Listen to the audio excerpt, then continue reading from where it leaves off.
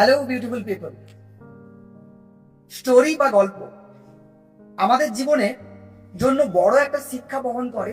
এই কথাটা আমি কিংবা আপনি সবাই মান্যতা দেয়।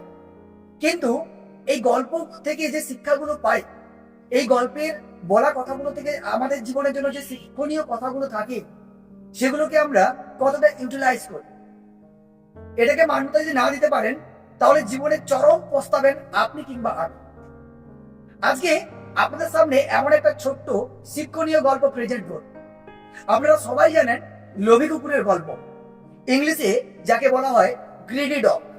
আশা করছি গল্পটা সবাই জানেন, তবুও আমি সংক্ষিপ্ত আকারে গল্পটা শুনিয়ে দেই। তারপরে কি কথাগুলো বের করতে পারি এই গল্প থেকে একটু জেনে নেই।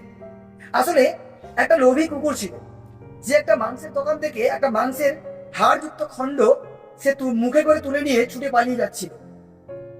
এমন অবস্থায় যেতে যেতে একটা নদীর মধ্যে ছোট্ট একটা ব্রিজ পড়লো। যখন সে ব্রিজ পারাপার চেষ্টা করলো, তখন সে জলের দিকে যখন তাকালো, সে দেখলো তার একটা প্রতিবিম্ব তৈরি হয়েছে। অর্থাৎ সে জানে না ওটা তারই ছবি। সে ভাবলো যে তার থেকেও বড় একটা কুকুর এবং তার মুখে থাকা বড় একটা মাংসপিণ্ড তার মুখের থেকেও বড়। তাই সে কি করলো, অতি লোভে সেই মাংসপিণ্ড পাওয়ার জন্য ঘেউ করে উঠল। তখন তার নিজের যে অরিজিনাল মাংসপিণ্ডটা, সেই মাংসপিণ্ডটা কিন্তু জলের মধ্যে পড়ে গিয়েছিল। আলটিমেট শেষে সে কিন্তু কিছুই পেল না। নর্মালি গল্পটা শোনার পর আপনারা হয়তো ভাববেন যে অতি লোভ আমাদের সর্বনাশ করে। হ্যাঁ, সত্যি আমাদের জীবনে যদি এই গল্পের সাথে তাল মেলাতে পারি, এখান থেকে অনেকগুলো আছে। প্রথমত হচ্ছে, একটা মানুষের লোভ থাকা অত্যাধিক কখনো হতে পারে না। অতি লোভ মানুষকে সর্বনাশের দিকে নিয়ে যায়। সন্তুষ্টি অর্থাৎ আপনার কাছে যেটা আছে সেটাকে নিয়ে আপনি হ্যাপি থাকুন। উপভোগ, আপনি যেটুকু অর্জন করেছেন কঠিন পরিশ্রম করে, তাকে নিয়ে আনন্দে থাকুন। এর থেকেও যদি বাইরে গিয়ে কোনো কথা বলি, বর্তমান সমাজটাকে আমি কুকুরের সঙ্গে তুলনা করতে চাইছি না। একটু ভেবে দেখবেন, যদি এই গল্পের বাইরে এই কথাটাকে আপনি আপনার জীবনে ইউটিলাইজ করতে পারেন, হয়তো অনেক কিছু শিখবেন।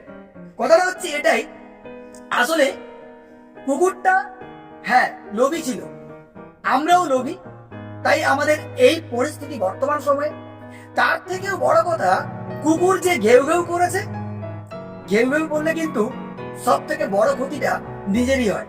তাই সবসময় নিজেকে বারবার কথার মাধ্যমে, উচ্চ স্বরে আঘাতের মাধ্যমে, মানুষকে জোর গলায় কথা বলে দমিয়ে দেওয়ার ব্যবস্থার মাধ্যমে সব থেকে বড় সর্বনাশটা আপনি করবেন।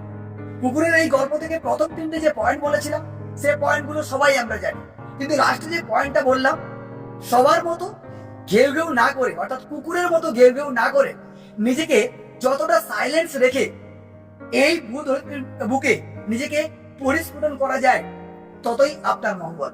হ্যাঁ, অতি লোভ সর্বনাশ আনে, কিন্তু মনে রাখবেন কুকুরের মতো ঘেউ ঘেউ কিন্তু তার থেকেও ভয়ঙ্কর, তার থেকেও বড় ক্ষতি করতে পারে আপনার।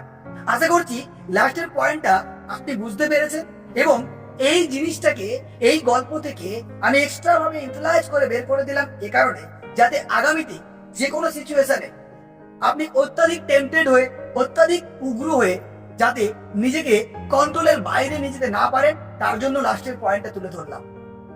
আশা করছি গল্পটা আপনাদের ভালো লাগবে, এবং এই শিক্ষণীয় গল্পটা আমার আপনার প্রত্যেকের জীবনে ইউটিলাইজ করতে পারবো, এই বিশ্বাস রেখে শেষ করলাম। সবাই ভালো থাকবেন। Have a nice day.